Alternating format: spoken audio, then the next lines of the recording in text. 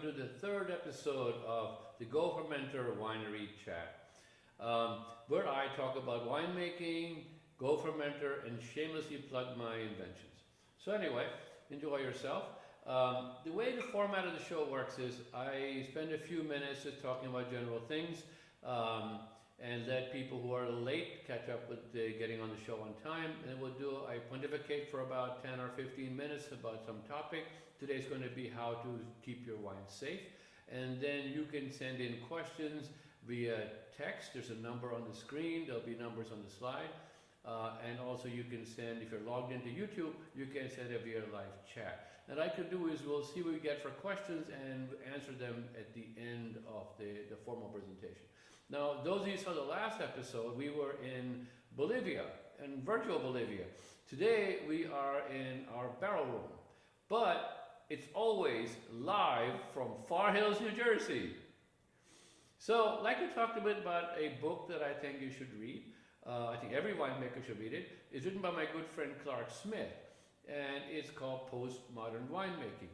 And this book is really very useful. It's very useful to me because it made me appreciate the fact that winemaking is not just about tradition. You can make wine in a traditional way, but you can do many more things by understanding the science behind things and trying unique and different approaches. So I think what this book gives you confidence in is to try doing it your own way. Don't have to do it the way everybody else told you how to do it. You want to add sulfites? Add sulfite, but don't add sulfite because you're supposed to add sulfite. And so the book goes into many different areas. It goes into a bit about growing, a big discourse on sulfite. It also features certain maverick winemakers, similar to Clark Smith himself, talking about how they do their wine differently. Clark Smith is famous, or I should say maybe infamous, in the industry for being an iconoclast and a maverick and always doing things a little differently. His big contribution to winemaking was really bringing the RO in as a process for dealcoholization. And in the beginning, everybody laughed at it and thought it was complete nonsense, but now, as you know, it's a mainstream process. So he was very helpful to me in giving us confidence to pitch the smart barrel, pitch the GOfermentor, and also to understand that we were really making good wine in these machines.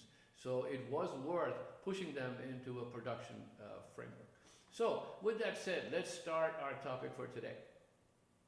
So my chat today is how to keep your wine safe. So what I'm going to tell you first of all is what I'm not going to talk about. I'm not going to talk about aging in general because there's so many factors of aging, how long, malolactic, blah, blah, blah, that you can read that up somewhere else. I'm not going to talk much about SO2 management either. That's a whole topic in itself, and it may be in a future session. I'm not going to talk about barrel sanitization, reuse, because I don't know anything about barrels anyway. And lastly, I'm not going to talk much about steam and facility cleaning, and because again, we don't do any of that. So let's go on to what I am going to talk about. I am going to talk about storage containers, really. And the function of a storage container really is preventing microbial contamination. Whether it's a Brettanomyces, whether it's Acetobacter, whether it's a filmy yeast, you don't want your wine to be contaminated. Now, luckily, wine is pretty rugged. Very few things grow in wine. There are no known human pathogens in wine, so you can afford to be sloppy, but you won't make good wine. Next problem is oxidation. Air is the enemy of wine. Pasteur said so, and he discovered alcoholic fermentation, at least as a science. And so you need to have a container that will prevent air from entering into the system. You have to be worried about leakage, because leakage and sanitation. If the equipment is not scrupulously clean, you will make bad wine. Uncle Luigi's homemade wine didn't taste very well because Uncle Luigi was not a very good housekeeper. So we have to really be scrupulous about cleaning, especially if you're going to go into risky winemaking like zero sulfite and low sulfite wines. So we have the ubiquitous oak barrel. Everybody knows about it. It's traditional. It needs topping off. It has a known oxygenation rate, no leakage. It's obvious. There are many disadvantages though. They're very expensive. A good barrel may cost you $1,200. And remember, you can only use it 3 or 4 times before all the oak is basically used up and you have basically a blank barrel. But the biggest problem with the barrel is the topping off. It has to be kept full. If material leaks out, you take samples, evaporates, you're going to have a headspace in that barrel. And air is going to get in. The other part of the barrel is people are always going in and out of the barrel, opening the bung, closing the bung, air gets in. It's a high maintenance device. You've got to check it frequently to make sure it's not leaking or dried out or needs topping off. They're hard to clean, they have to be scrubbed, check for leaks. You've got to condition them, you put them in storage, they have to be put with water to swell up again. Your cellar needs to be humidified, don't dry out. And of course, as you know, most of the contamination in the winery is really from the wood. Brettanomyces pretty much comes from contaminated wood. The stainless tank is the other option that's used. The advantage is it doesn't leak. You can hold large volume. It's got a good cost to benefit ratio. You don't get evaporation. You could have a cooling system in there to keep the wine in the temperature you want. The disadvantages are similar to the barrel. It has to be kept full. If there's headspace, wine will be destroyed. Now, the way to get around this, they have tanks with variable volumes. So lids that move up and down, but as most of you know, they always leak. People use inert gas, but that's a pain in the ass to do and expensive. It's a high maintenance device. It has to be cleaned properly, steamed many cases. It's need to be conditioned. It's expensive to install. You need to have a base put in, foundations, have it put in position, piped up, so forth. But the biggest problem with the tank is it's too inflexible. It's either too big, say you have 100 gallons of wine to put away and your smallest tank is 700 gallons. Or it's just too small. You have 100 gallons of wine to put together and the only one available is 60 gallons. So this is kind of where the tank is a real problem. So as you know, this problem occurs with all conventional wine storage containers because they're all rigid. You can go back to amphora in ancient times to plastic drums and pallets and totes of all kinds of sizes. You look at stainless steel drums, oak barrels, stainless tanks.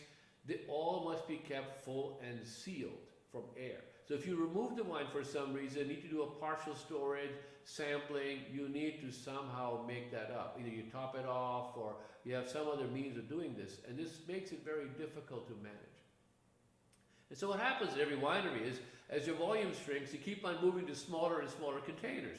You've got 10 gallons and that goes down to 6 gallons, goes to 6 gallon carboy and so on. This is called the breakdown cooperage problem. And so each winery starts to look like this. Each of these batches has to be tested, carefully looked after, and then you have to decide what you're going to keep, what you're going to throw, what's gone bad. So this is a real headache. And don't forget the cleaning. I love this top slide. I put it in every presentation I do because I can't get over this guy in the tank cleaning it out. So cleaning is another hassle. So Smart Barrel changes the paradigm of using flexible liners. And you know, I've known Clark Smith for a few years now, and when he heard about this, he said, "This is what I've been waiting for all my life. Why didn't somebody think of this?" And I said, well, I thought of it, but it took a while to make it work right. It took about 3 years to get this to 4 years maybe to get this work right. And I'll tell you a bit about how it operates, and then you might appreciate why it was a little difficult. It looks like a bag in a barrel or a bag in a box, but there's a little more to it.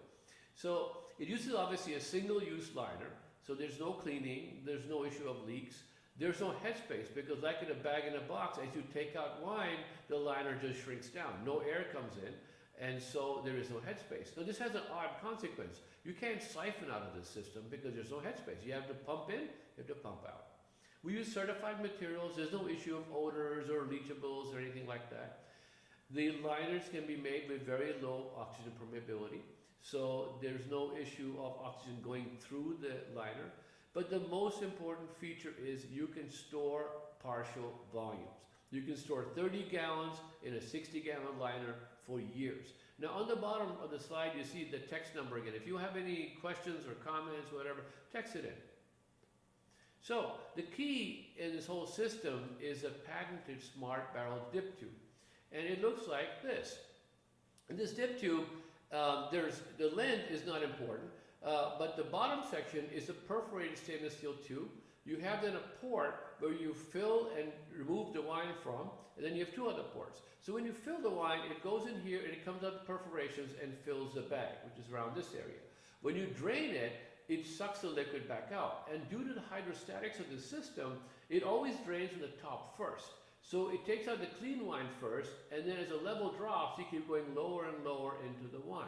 So you don't have to worry about any kind of racking tube or anything. Just connect it up and pump it out. It'll automatically give it the clean wine first and the sedimented material last. And as it drains, the bag wraps itself around the tube. So it kind of sort of shuts off the top as the liquid level drops in the system. These two ports are very important. The red port is a pressure relief valve. You might have a malolactic secondary fermentation, something happening, and you generate some gas in here. So instead of having the bag explode on you, it's vented through here. So this limits the bag to about 0.2 psi, so it will not overinflate. The second one is a sample port, and this is used to take out samples. We have an aspirator that we sell. It's a battery-powered unit. You connect the tubing into here. That automatically opens the passage, and then you can suck out the wine. You also use that same device to remove any headspace. Typically, when you fill a bag, you're going to get some entrained gas or air. So you'll fill it, you'll attack the aspirator, vacuum off the headspace, disconnect it, and now your wine is safe.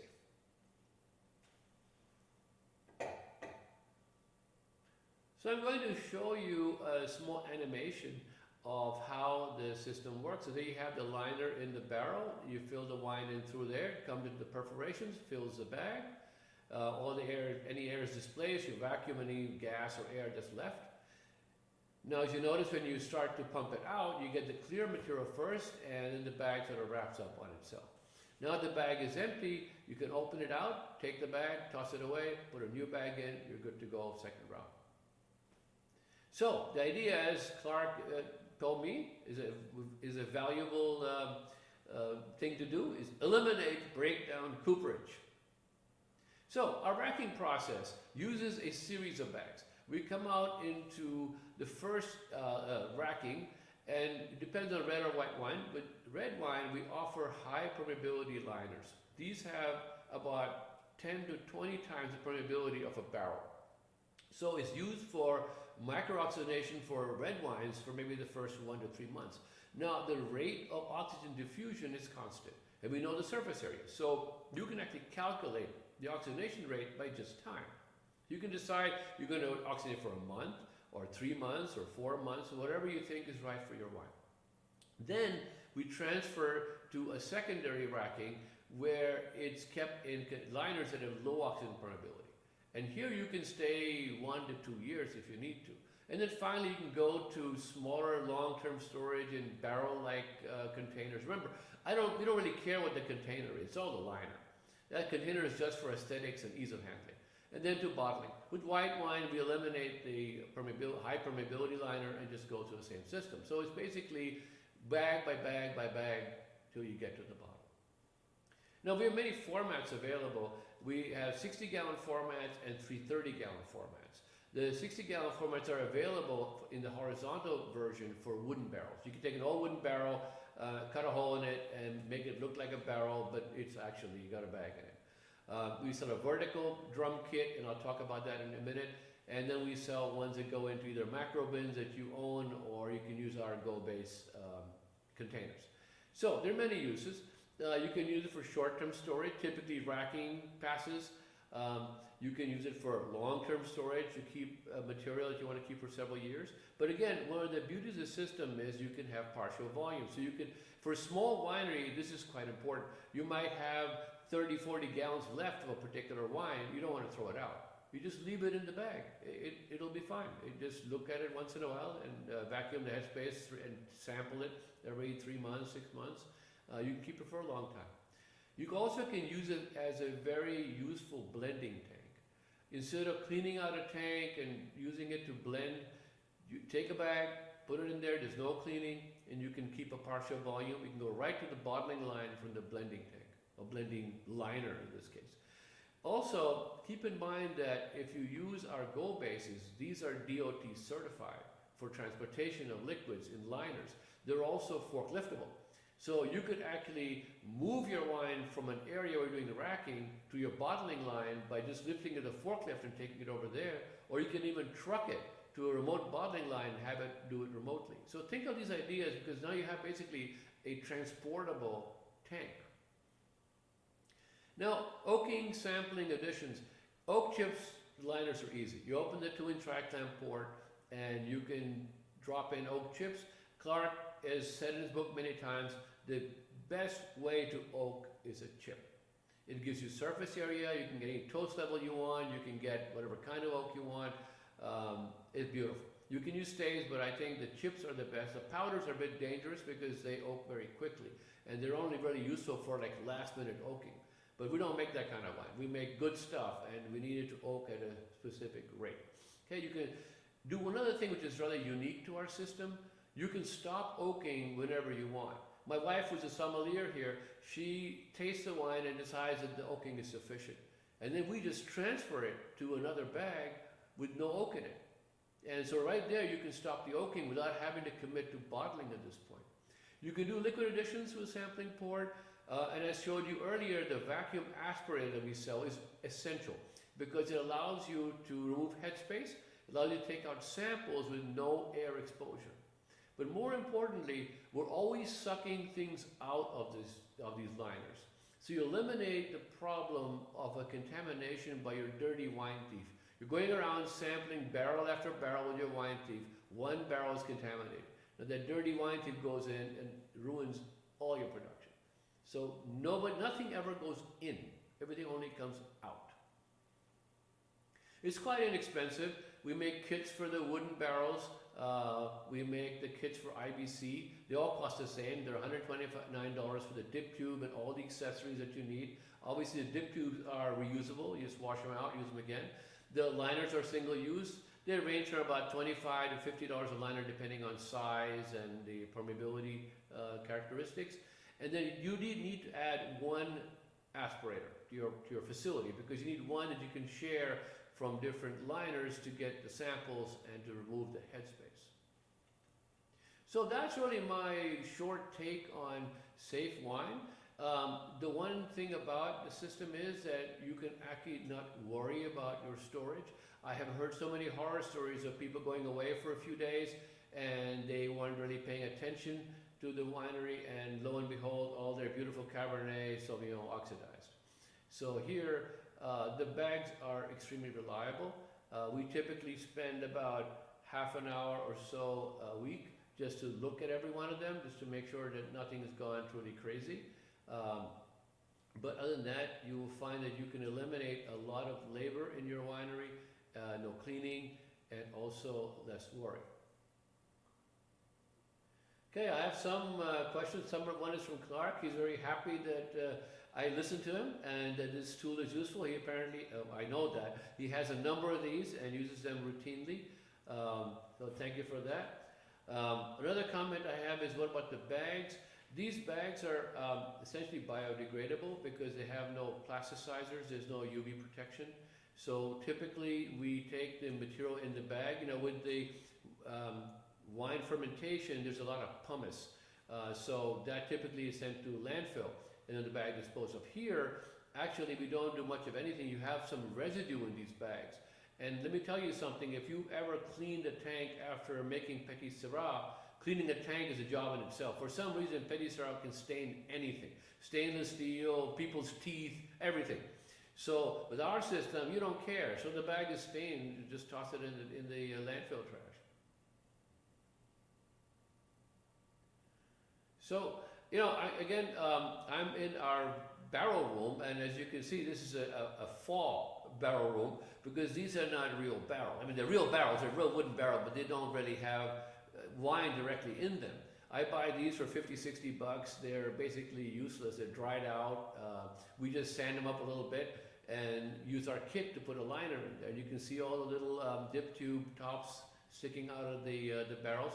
So you can go up to any one of these, take your sample. We use quick connects, but you can use tri-clamps, whatever you want to connect lines.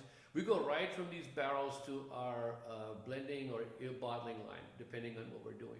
And some of these liners and bags have been around since 2015, and the wine is still perfectly satisfactory. So anyways, it even looks like a real winery, if that's what you want. But certainly the IBC and the in-between racking is a great time saver. So anyway, if there are no more questions, thank you very much for watching, and keep your wine safe, and yourself too in these troubling days. Bye-bye. See you next week.